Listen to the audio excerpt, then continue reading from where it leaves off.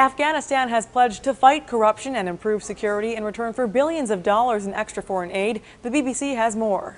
International delegates at a conference in Tokyo promised $16 billion to support Afghanistan, up to and beyond the withdrawal of NATO-led troops in 2 years' time. According to world leaders, the fundraising is seen as necessary to ensure that the Afghan government can continue to survive and defend itself from groups like the Taliban.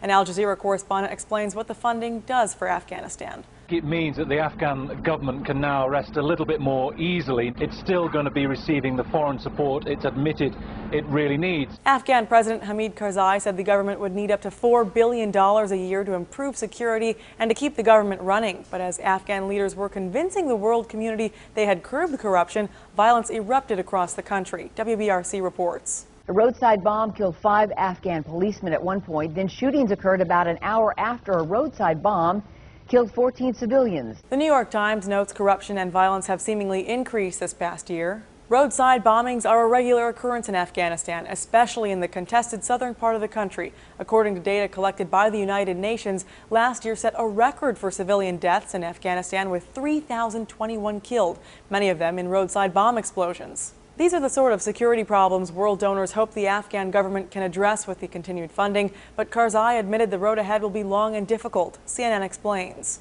Poverty and corruption are widespread in Afghanistan. It came in 172nd out of 187 countries in the United Nations 2011 Human Development Index, which ranks nations based on life expectancy, education, and living standards. According to the Wall Street Journal, the UK will host a follow-up conference in 2014 to ensure reassess international aid commitments and ensure Afghan economic development remains on track. For Newsy, I'm Candice Avilés. Multiple sources, The Real Story.